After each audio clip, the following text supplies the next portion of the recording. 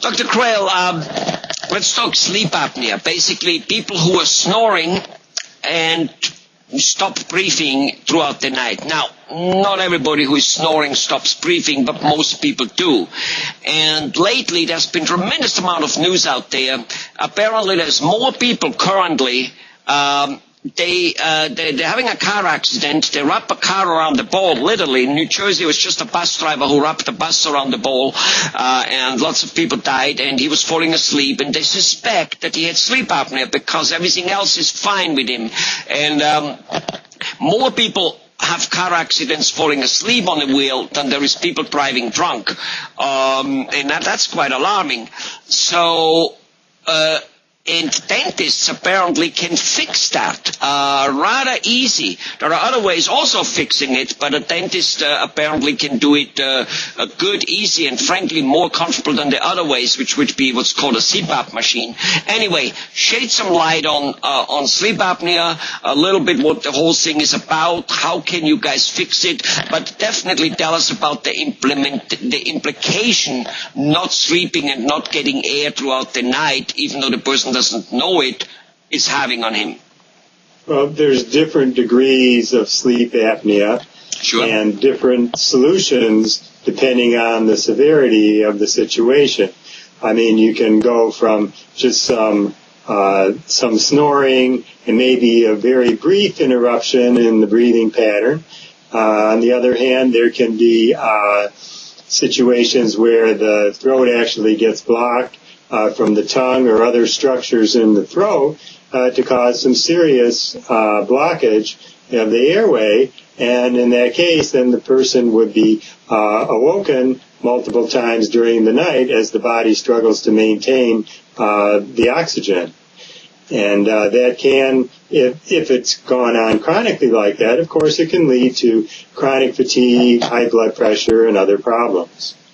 Obesity as well. Wow.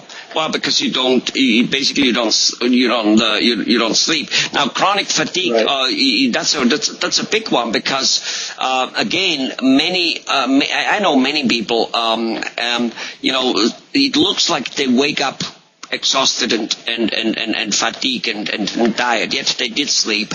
And throughout the day, I remember my wife, about 24 years ago when we met, and then there was, sometimes she thought I'm upset with her. And we would have this little argument about me being upset, and she saying I'm upset, and me going, I'm not upset, but you're upsetting me talking about me being upset. And what happened is it took us half a year or so till she finally realized, she was the one who realized it. She says, whenever I think you're upset because you're not speaking to me, I sit on the kitchen table and just, sit there, drive in the car, and I'm like a, non-stop talking guy. But she goes, I noticed you are tired. So when people are tired, obviously they're lifeless, and then no wonder their life, their career, their love life, everything doesn't go so well. Never mind, as I said, they're having the accidents. Apparently the car accidents with sleepless people are worse than the drinking ones, because at least the drinking one, he tries to kind of like get it. The sleeping one, he just passes out and he goes straight over the cliff. So how... what is involved for a patient to get these appliances from a dentist? Is this very complicated? Well, if we're talking about someone who is snoring, no. We can make an appliance to help with the snoring. It's just a matter of making some impression molds of the upper and lower teeth, and then come back 2 weeks later, and then we'll have the appliance ready, and we can put it in and fit it to their mouth so that they feel comfortable and they know how to use it. Then they take it home and they start using it. And then they should notice some improvement. They may need to come back for a little adjustment. That's fine. We can do that too. Okay. Now, when you say snoring, but, snoring in most cases, are you applying, like here, snoring in most cases is related to waking up during the night, which means you don't get enough rest, and or even stop breathing for periods of times all the way up to whatever, a minute or so. And apparently that happens a lot to those people. Depends on mild or not so mild. 10 times an hour, 20 times an hour, and all kinds of things, and probably less. So would that appliance stop the sleep apnea? Well, like I say, there's different degrees. If it's a matter of snoring, and it depends. If the breathing continues, then they wouldn't necessarily be awakened and tired, although if there's anybody else trying to sleep in the same room, they may be kept awake by the snoring. Right. But yeah, if there's really a problem, a significant problem with stopping the breathing, then the person may need to do what's called a sleep study, and they may need to have some other treatment, like you mentioned, maybe CPAP machine or some other treatment that could help them with the more severe form. Right. So I've heard that there's, the really, really, really severe form, which is not that often happening. They might need a CPAP machine, but apparently people with a CPAP machine have a tremendous hard time of sleeping with it. It's just so uncomfortable that most of them don't do it, except the ones who, they know if they don't wear it, they'll die. Super advanced sleep apnea.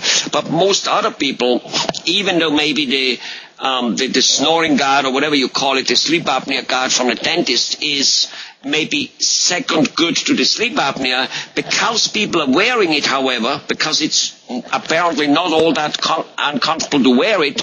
Now, that device is a lot better than a CPAP, simply because the CPAP, 90% of the time, becomes unused after having spent a couple, $2-3 on it. And the sleep apnea appliance is obviously much cheaper, much more comfortable to wear, so people do wear it. So even if it is not quite as good as the CPAP machine, because people are doing it, it at least prevents tremendous amount of damage. Is there some, am I right there or what? Right, the patient has to be able to be comfortable with it, to be able to use it regularly so that they can get the benefit from the treatment. Right. Yes. Because with sleep apnea, if you wear the appliance, whether it's the CPAP machine or the mouth guard, the night you don't wear it is the night you stop breathing and it's back to normal. It's not, it's like with eyeglasses. If you don't see, you don't see. You put them on, you see. You take them off, you don't see. That's how it is, right? To some extent, yes, that's true. Yeah. All right. So good. Anything else people should know about it, rather than that if they're sleeping, if they snore, that's an indication. Maybe their spouse or whoever sleeps next to them might notice that they stop breathing. They might not, because they might sleep deep themselves. But if he snores, if a person is slightly exhausted, slightly tired, especially in the afternoon, because basically, I literally have heard that, how people drink an espresso or Coca-Cola or some other Red Bull drink in the afternoon to boost them up? Well, apparently one of those dental devices stopping the snoring, a good thing in itself for if somebody else is in a room, as you said, getting the person to breathe regularly by getting the most important thing, the oxygen, the person becomes more energetic, isn't tired, isn't exhausted, and for all purpose, that's the best pep drink you can get. The best afternoon booster you can possibly get is your dentist. Unbelievable. Yeah. So if a person has those things, again, would it be wise for him to go to a dentist and get checked, and or have then the dentist refer him to a sleep lab, or vice versa, sleep lab referring him to a dentist, coming to your dentist? Simply, yes, the sleep lab, most of the times they go a CPAP machine, and a person who can stand it, fine. Most people can't, and very difficult to travel with it. It's, after all, a big, clumsy 2, 3, 4 pound thing. It's much larger than a computer, much more clumsy to carry around. So obviously that appliance would then be should be one of the first choices, except if it's super severe. Am I right there? Yes. Well, we have to assess the disease and see at what point the patient is at and what would be the best solution for their particular needs. Good. And you know where to send a person for a sleep test if you think it's indicated? Yes, we can refer them to a physician, yes. Beautiful. Thank you very much, Dr. Crayle.